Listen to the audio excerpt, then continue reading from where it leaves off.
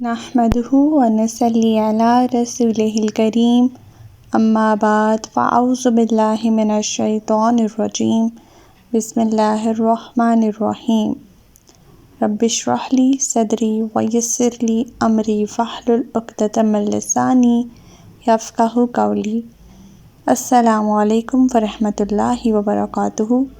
صراط مستقیم میں آپ سب کو خوش آمدید۔ پچھلے سبق میں ہم نے پڑھا تھا کہ اللہ تعالیٰ فرماتے ہیں کہ جب بادشاہ نے اپنے قاصد کو بھیجا یوسف علیہ السلام کو قید سے رہا کروانے کے لیے، تو حضرت یوسف علیہ السلام نے فرمایا کہ پہلے ان عورتوں کے معاملے کا فیصلہ کروائیں جنہوں نے اپنے ہاتھ کاٹ لیے تھے۔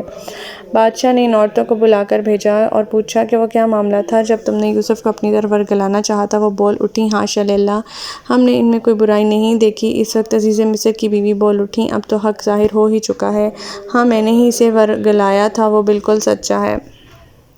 اس وقت یوسف نے کہا کہ اس سے میری غرض یہ تھی کہ عزیز کو معلوم ہو جائے کہ میں نے در پردہ اس کی خیانت نہیں کی، اور اللہ تعالیٰ خائنوں کی چال کو کامیابی کی راہ نہیں دکھاتا۔ میں اپنے آپ کو پاک صاف نہیں کہتا، کیونکہ نفس تو اکثر برائی پر اکساتا ہی رہتا ہے، مگر جس پر میرے پروردگار کی رحمت ہو، یقیناً میرا رب معاف کرنے والا اور رحم کرنے والا ہے۔ بادشاہ نے اپنے قاصد سے کہا، اسے میرے پاس لاؤ، میں اسے اپنے لیے مخصوص کرنا چاہتا ہوں۔ یوسف آ گئے تو بادشاہ نے ان سے بات چیت کی اور کہا کہ آج سے تم ہمارے قابل اعتماد مقرر ہو۔ یوسف کہنے لگے، مجھے زمین کے خزانوں کا نگران مقرر کر دیجیے، میں ان کی حفاظت کرنے والا ہوں اور میں یہ کام جانتا بھی ہوں۔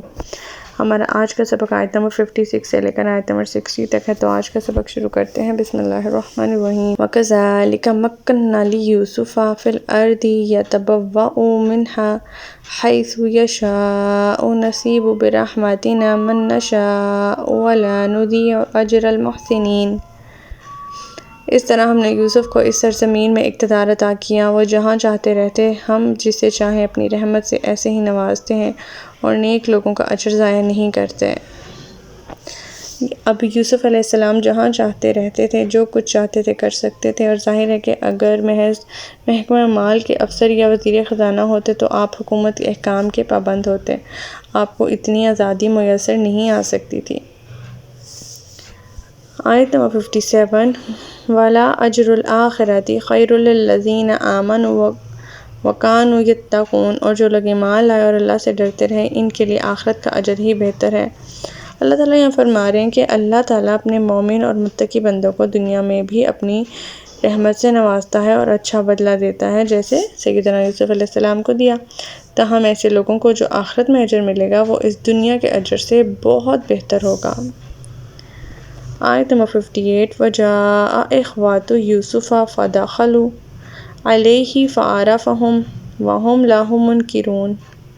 کچھ عرصے بعد یوسف کے بھائی مصر آئے اور یوسف کے پاس حاضر ہوئے۔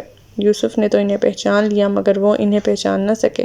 برادران یوسف آپ کے پاس اس وقت آئے جب آپ کو بادشاہ بنے ہوئے 8 سال کا عرصہ گزر چکا تھا۔ پہلے 7 سال انتہائی خوشحالی کا دور تھا۔ اس دور میں آپ نے کافی غلہ محفوظ کر لیا تھا۔ اس کے بعد جب قحط سالی کا دور شروع ہوا تو یہ قحط سالی صرف ملک مصر میں ہی نہیں بلکہ آس پاس کے ممالک میں بھی پھیل چکی تھی۔